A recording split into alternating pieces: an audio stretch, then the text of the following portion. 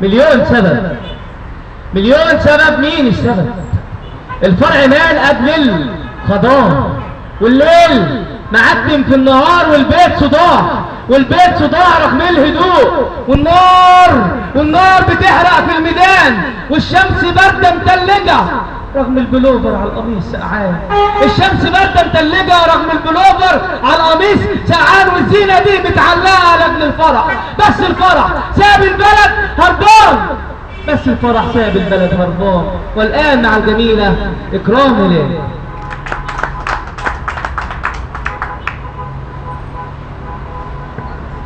أنا سعيدة أوي إن أنا بشوفكم النهارده، لأن بقالي كتير أوي ما نزلتش ندوات.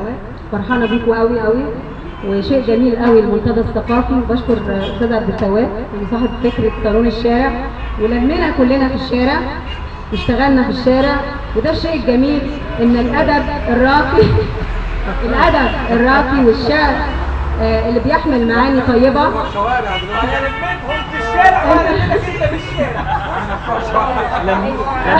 ان الادب الراقي يوصل للناس، وهو ده الصدق بمعناه. وبشكر طبعا شاعرنا الكبير الاستاذ ناجي عبد المنعم، طبعا قامة عالية، وفي قامات هايلة جدا انا سعيدة بيها جدا. وفي اقول لكم رباعية صغيرة وبعد كده ندخل على الشعر الكبير. علامات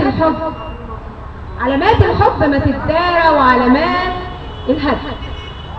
وما بين الاثنين مليون حالة، من الليل للفجر.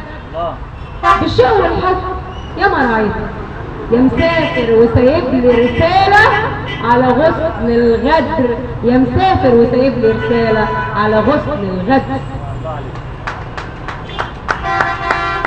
هبدأ بقصيدة كانت زي سجال كده، على قصيدة رائعة للرائع الأستاذ ناجي. أجمل حاجة في الكون يا جماعة موضوع السجال، وده فعلا بيبين الشاعر الحق، إن هو يرتجل الارتجال على قصيدة لزميل، وفي ساعتها يرتجل على نفس الوزن ونفس القافية أو نفس الموضوع حتى. بيبقى جميل جدا وبيثري العملية الأدبية والشعرية بجد. فأنا بشكره لأن هو كان صاحب الفضل طبعا، هو فكر فيا القصيدة دي، وأتمنى إنها تعجبكم. يا نخل عالي للسما فرحة لمين؟ يا فجر ماشي ليل طويل، حبايبي ليه متغربين وشقيانين وتعبانين، قلبي عليك كده يا ولد، حلم العروسة اللي اتوعد في عيون حبيبها الطيبين. ومشتاقين لضحكة تجرح ليل حزين، وطرحة تل مزوقة زينا الجبين. عاشوا كتير في حلمهم والشوق بيسكن قلبهم، لكنهم زي الهوى بحلم محبوس في الهوى طايرين. هنقول لمين ونعيد لمين؟ اصل الحكايه كلها حبيت بلح على نخل عالي للسما طرحين، على نخل عالي للسما طرحين.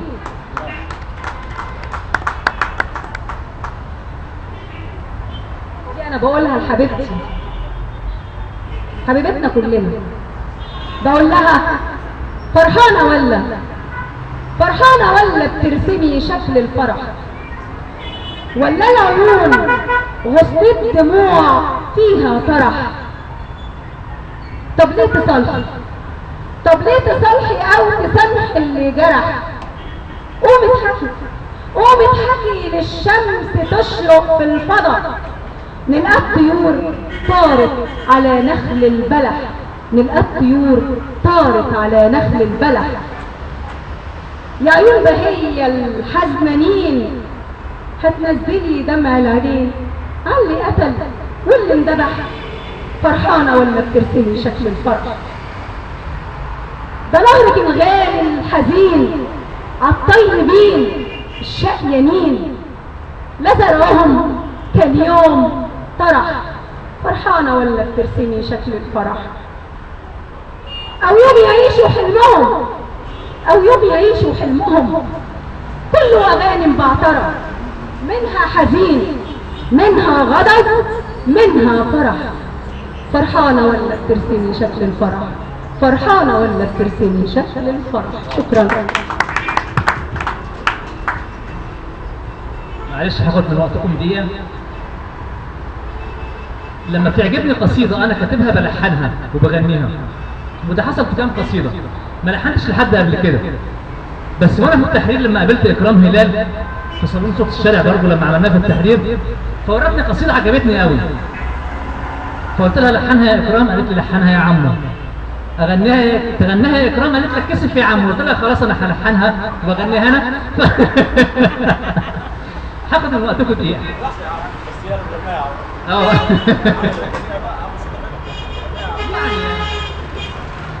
اصل انا حسيت ان انتوا اتبسطتوا لما الراجل غنى، فما يهونش عليا تمشوا وانتوا مبسوطين.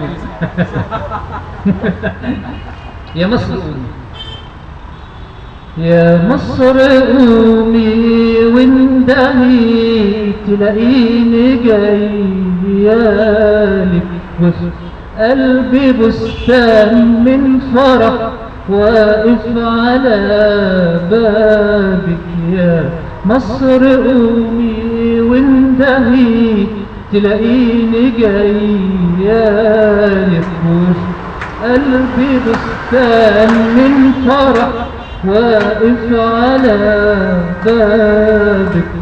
مستني يوم الفرح عشان يداوي الجرح وتلم أحبابك.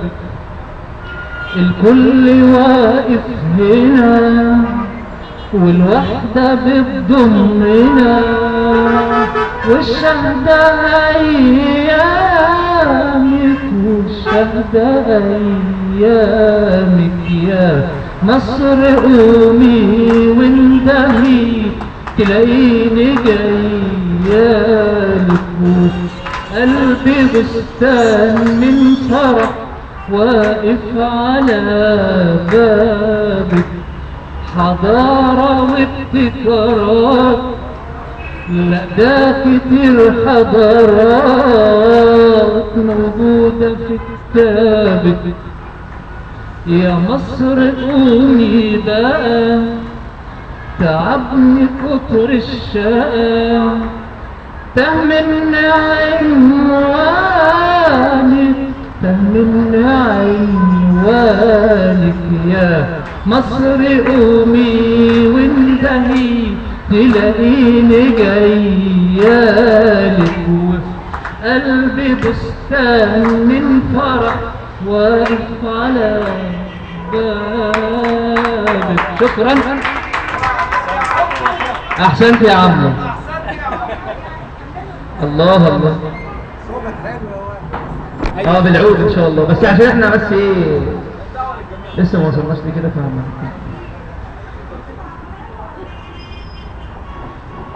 فهي دي مصر الحضارة.